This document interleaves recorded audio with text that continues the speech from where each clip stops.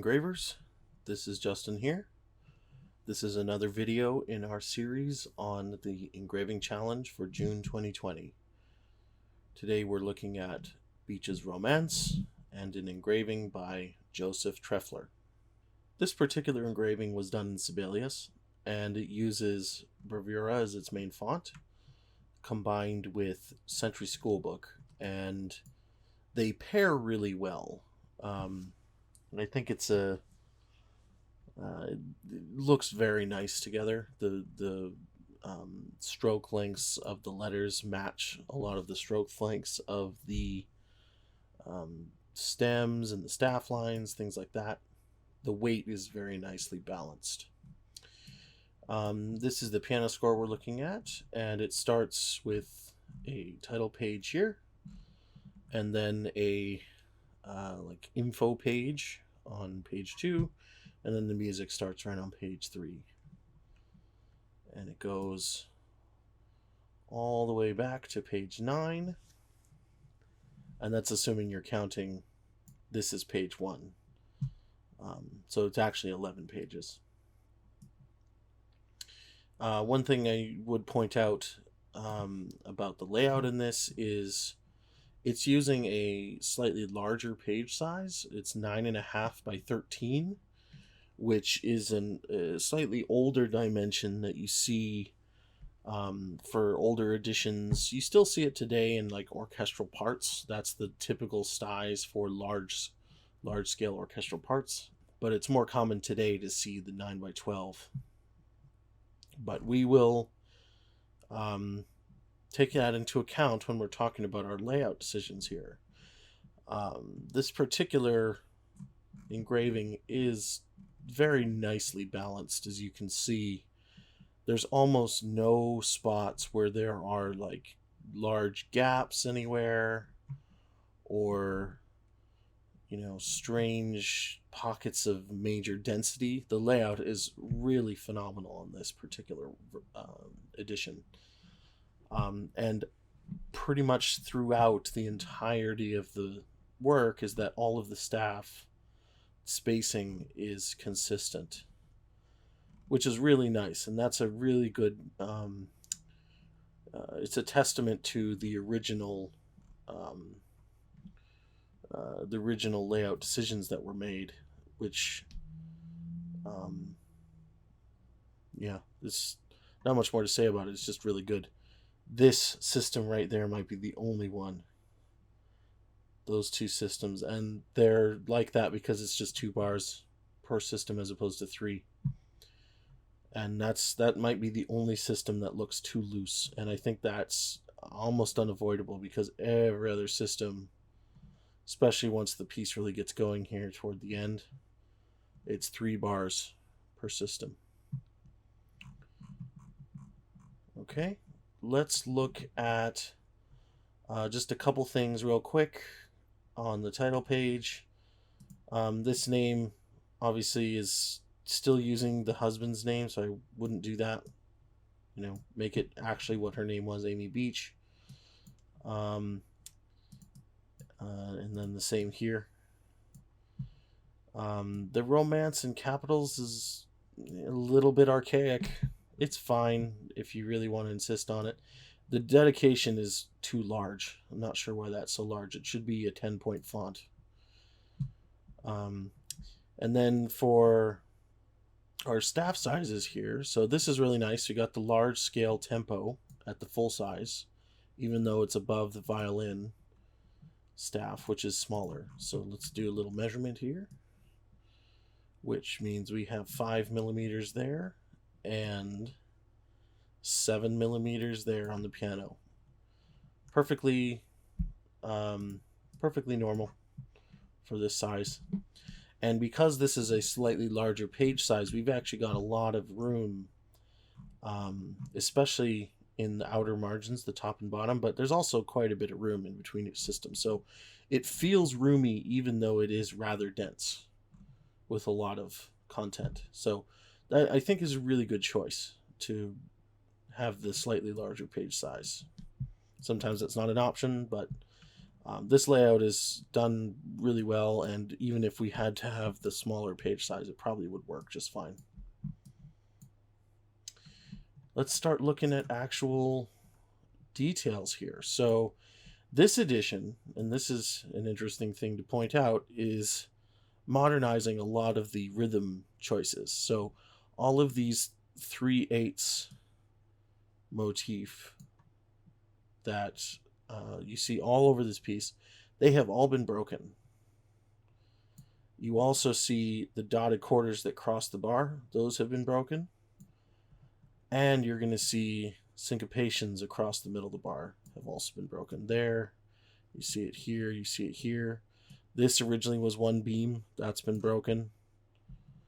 So that's really, really, really good to see. And we get to put this edition in that lens. This is really trying to stick to modern principles, which is good.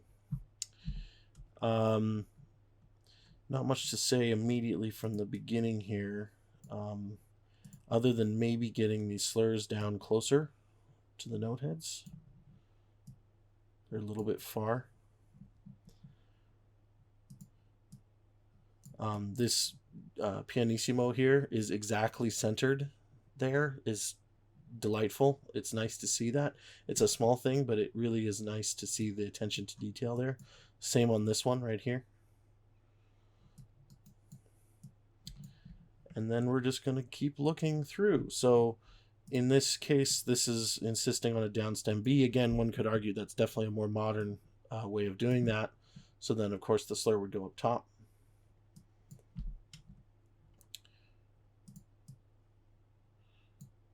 This is a really nice slur right there. Seeing that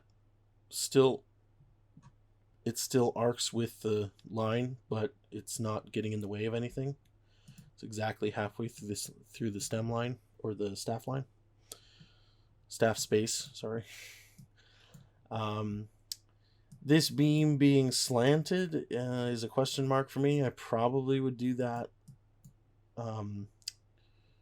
flat. Just mark that there. Probably would do that one flat. And this slur seems a little bit too bulbous. It's a hard one to draw there.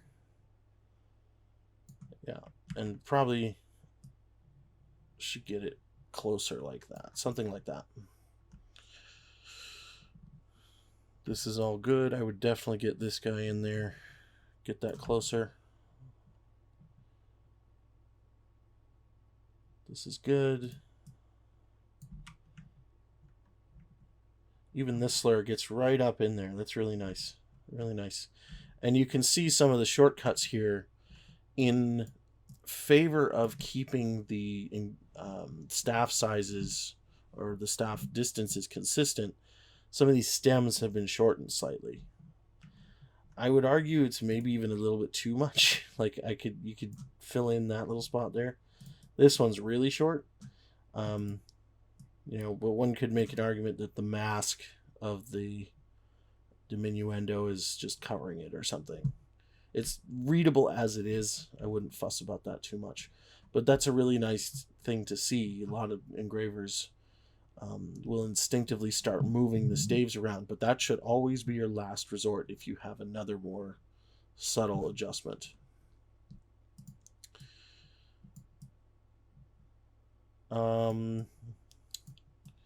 So we are using the older fashioned italics tempo markings here.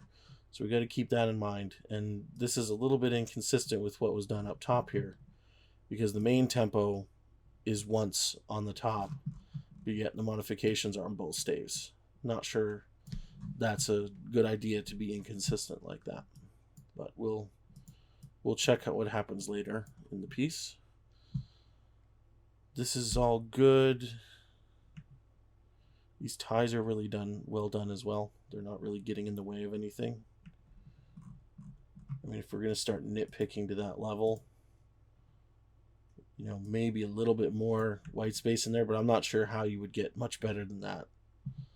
That's really, really pushing it. This is nice. Again, maybe get this guy in closer. This guy right here, probably get that guy out there. And then get this more consistent. That's a terrible drawing. This is actually a pretty good slur, and I don't want to mess with it. But you want to keep your arc a little bit more consistent, and then get it right down into there, into that one space.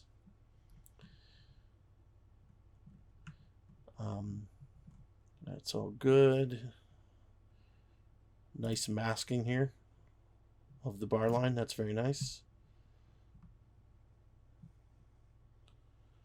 Okay, this makes sense, putting this slur on top because the B is stems down.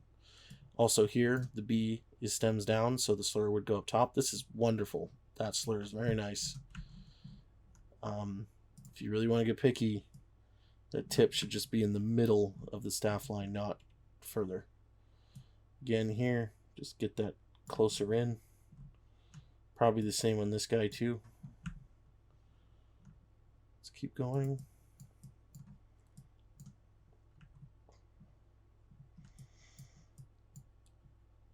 Very nice. Very nice. Okay, animato. You got just the most hairpin of a collision there. Not a hairpin, but a hair. A little hair of a collision there. Really small.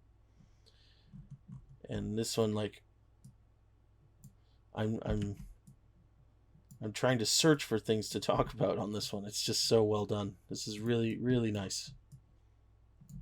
These ties are all nice. They all fit in the middle of a staff. You've got maybe a little bit of a collision right there. And this tie end feels a little flat. Maybe I would make that just a little bit more curved. Ties over a bar line like or a system break like that are always difficult. But holy moly, that's really subtle. Like there's a lot of good things going on in this particular engraving. Good. Now we're getting into this here.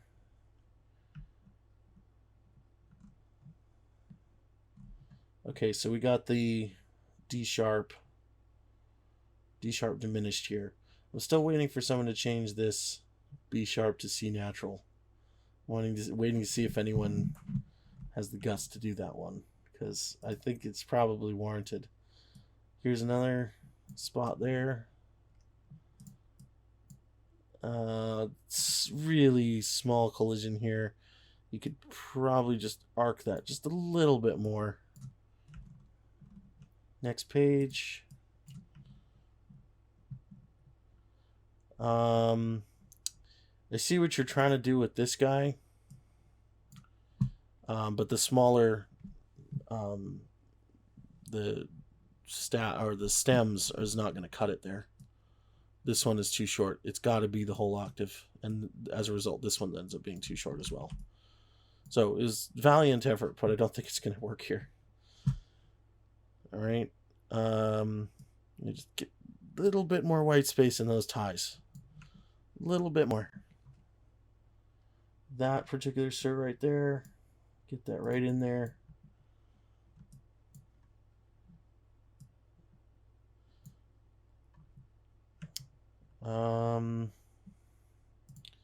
Again here, whoop, and whoop, get that right in there. And the distance of that one feels a little bit over the top.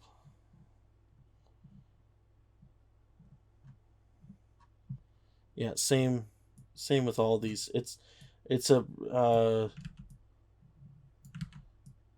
particular pet peeve of mine. Oop, let me get that one there. There we go. This is nice. This changing of the clef there, that's been a problem for some of the other editions. I think this works fine. You could also have had it right here. That's probably where my preference would be. Let me try and draw that again. That's not much better. This is where I probably would have put it, because this F sharp chord is the same figure as from before-ish. Just same little things, slurs there. This one is really hard, this slur, because you gotta go over that sharp edge right there.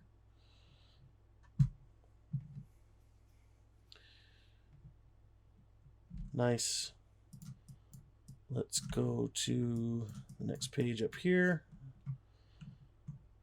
Now we're getting into triplet land. Oh, one more there. Now we're getting into triplet land in the piano part, so I would get this all the way down.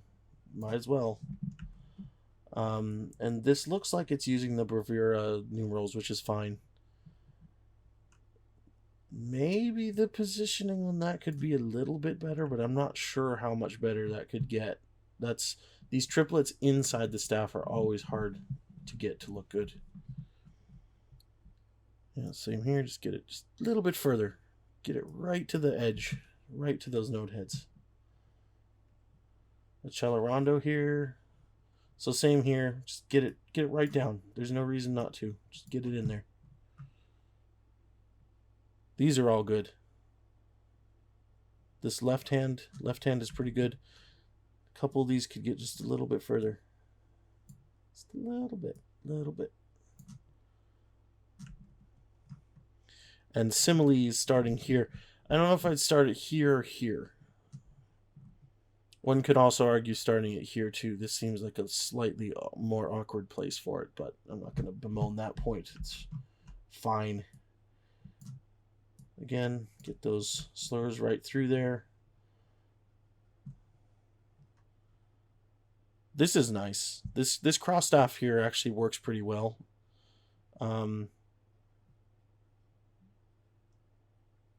I could see this going either way, whether it makes sense to cross staff it or to do to have it just as a clef change. The execution of this is pretty good in this particular case. Next page.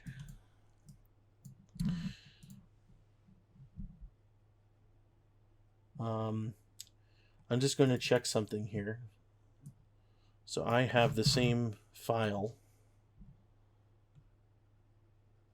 and we are here. So you can see how the rendering of the lines changes depending on my zoom level. So that's just an encoding thing of the PDF. So you can see how it's supposed to be, the dashes like that. So I don't know why that is. It's something about my program that I'm using here. But that was pointed out to me in a couple of recordings ago. So it's good to know. I'll keep that in mind when I see those long dashes, that it's not actually supposed to be long like that.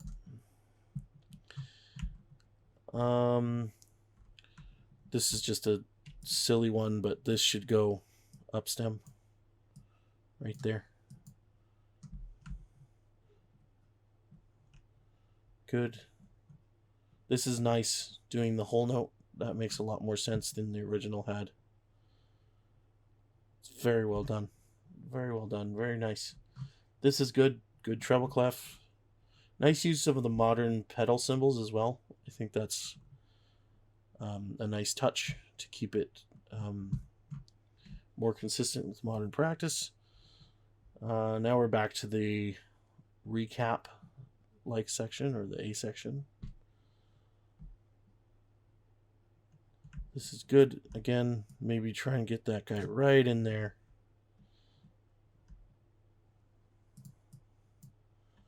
Good. And then we got simile portato throughout here. Next page. And then here's where the triplets start. So we have 2 bars of triplets. Then it starts in a half bar and then the simile. So again, the placement of that simile seems slightly awkward when it could do just as well as the beat one. So I'm not sure why that was chosen that way. So things are going to get a little more busy here. This is a nice job of putting a separate trill mark. And you can see even the 8th note lines change. Ugh, that's annoying. I'm going to have to investigate that. So these trill marks, you got one for every whole note, which is great. That's how you would do it in the modern sense. That slur feels really crushed in there. You know, it really feels crushed in there. That's a little tricky spot. The other option, of course, would be to put the trill like that, trill slur. But that kind of goes against the original, so this is probably as good as you're going to get. All right. Yeah, these ones are changing too. Okay. So then we have here, this is where the duples come in. Honestly, I might put a 3 here just to re-emphasize that the triplets are coming back because the duples took over here. So maybe 1 bar and then a sim. This is an interesting choice here with the dotted quarter because this was originally tied over. That's probably the best option I can think of here. If you're going to use 2 voices, that is. That stem feels a little long here. This one. Because it's all above the staff. It should just be the standard one where it's straddling the middle line.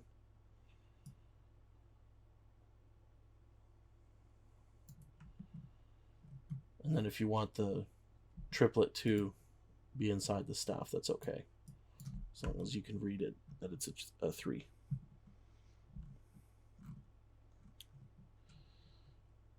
All right, good, good, good, nice.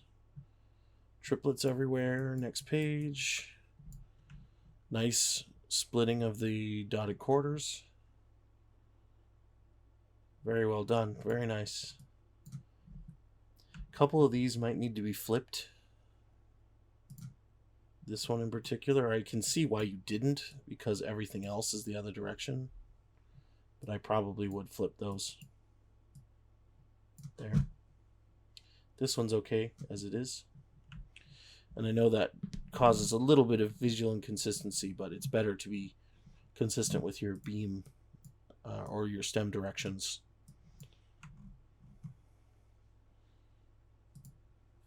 Again, if we're going to get real subtle, right in the middle of that staff line or the space, staff space.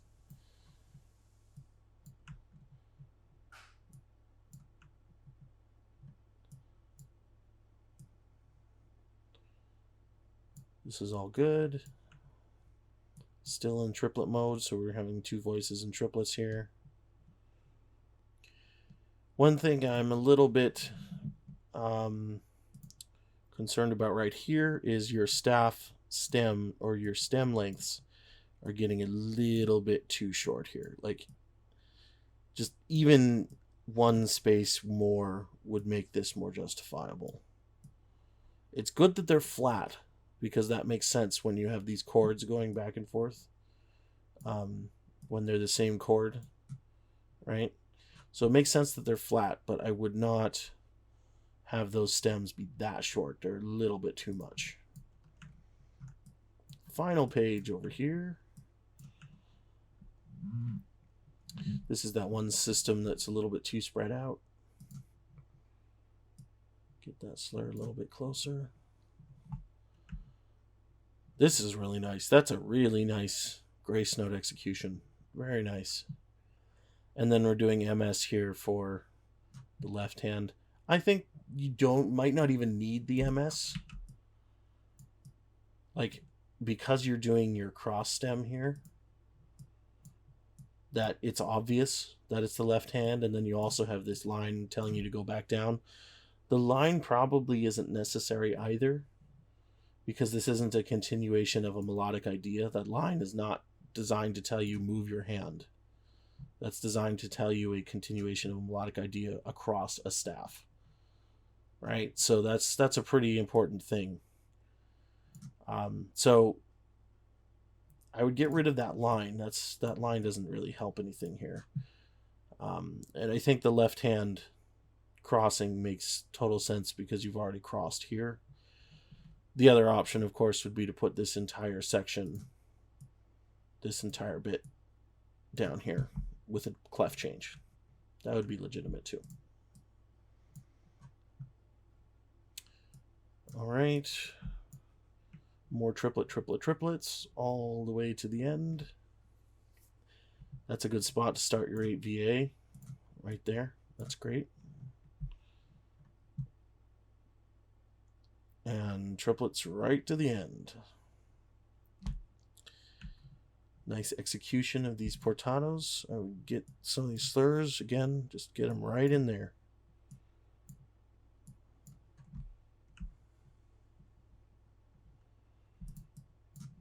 Other than that, I think it's great. Maybe this bar is a little bit too wide. It feels too wide. So I'd probably change the width there. Just pull it in just a little bit. Okay. So this is great. Let's look at the violin part now. Same title page as before. And then we have 2 pages. So it's a 2-3. So this would be, because there's a title page, this would be a regular fold. So this would be on the front. And then you'd open it and you would see 2 and 3. Again, we're dealing with 9.5 by 13 inches. We have 1, 2, 3, 4, 5, 6, 7, 8, 9, 10, 11. 1, 2, 3, 4, 5, 6, 7, 8, 9, 10, 11. So we have 22 systems across the 2 pages, 11 each. That's pretty normal. It's right at the upper end of what would fit onto one of these pages, that's for sure.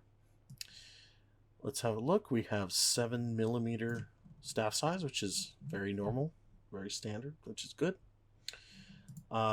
And then some of the same things about before.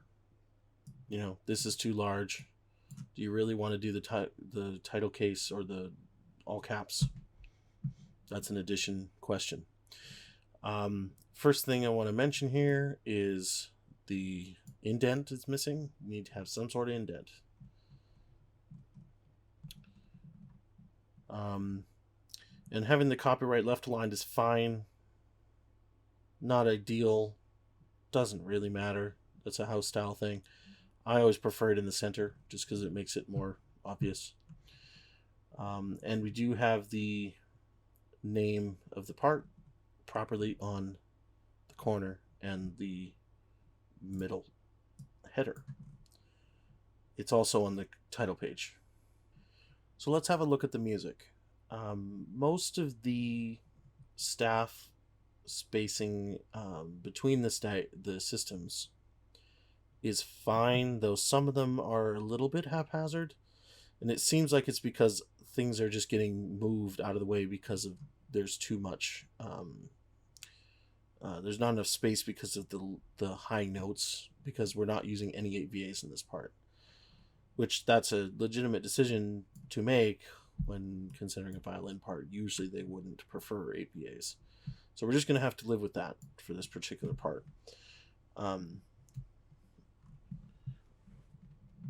The one that really irks me about the staff spacing is this one.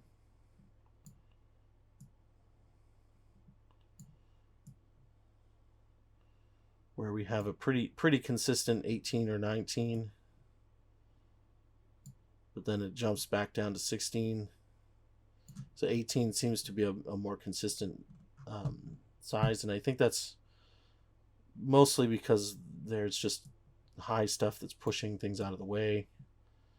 Anyway, it keeps jumping back and forth between 16 and 18. That is noticeable, and I think you do have enough room on this page to smooth out those differences, because nothing here is in danger of colliding at all. You've got maybe right here is the closest thing, and there's ways around that by moving the dynamics closer. So I would definitely consider that, just getting the staff spacing more consistent than it is. Other than that, most of the details would just be whatever I echoed from the piano score in terms of the slurs. It seems really, really well done in the detail side of things. You know, a couple little details like this slur here, just get it all the way down to that edge. This slur is a little bit too bulbous here. Get that one closer to the sharp. This slur end right there, I mean, that's so subtle. That's like a third of a space difference. Maybe get this slur a little bit more curved. Some of these slurs are really nice. This one's really nice. These are nice. This one is in danger of colliding there. Maybe get a little bit more curve on that one. This thing we already talked about.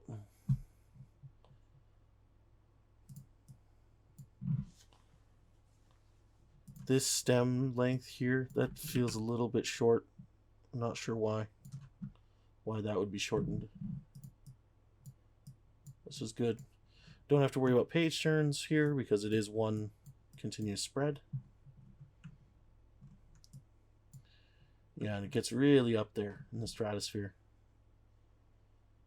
But everything's very clear. It's very easy to read. Again here, get that one out of the way. Again here. Just really, really small details in this guy.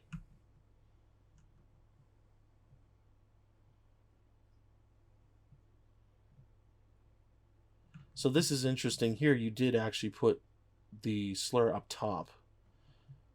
And I think that's because we had an 8VA in the piano part. While in the violin part here, there is no 8VA.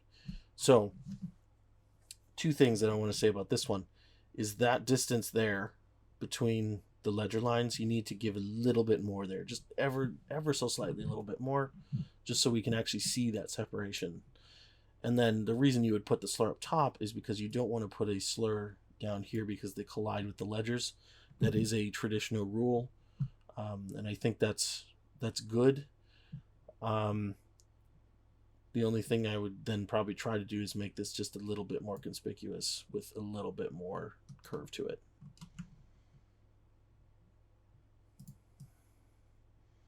This is really nice, the trills. Also notice one thing, I didn't really talk about this in the piano part, but it applies here. The staff lines are really nice and thick, like they're not skimping, and the stems are also nice and thick, and obviously that's to pair it well with Bravura, which is a nice thick music font. They have nice chunky note heads and nice chunky accidentals and all that, because it's a very traditional style font. So the staff lines are quite thick, and then the ledger lines are even thicker, and that is a traditional way of doing engraving where the ledger lines were actually punched or gouged out of, you know, with a tool on the metal plate that would have been thicker than the engraved staff lines, which would use a raster or a rastrum tool. So this is cool. It's a very nice traditional way of doing it. Just keep that in mind. That's one option for you when you're doing a more traditional look. And then another nice little detail is the bar lines are the thickest line of them all. So they're even thicker than the stem lines, so they really pop out really nicely. And again, those would be done with a single gouging tool, kind of similar to the ledger lines. So it makes sense that they're so bright or so bold.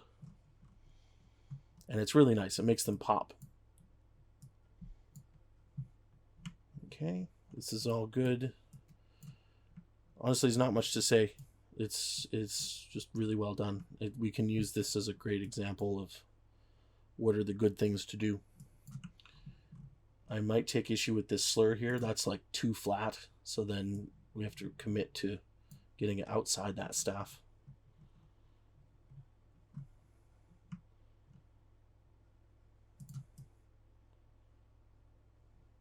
Very nice. Very nice. And no 8VA way up here, which is fine, but it is readable. It's a high C sharp. So very good. So I think that's all I have to say on this one. So thank you for submitting that edition. I think a lot of people will learn a lot from it, and we will see you all for the next one.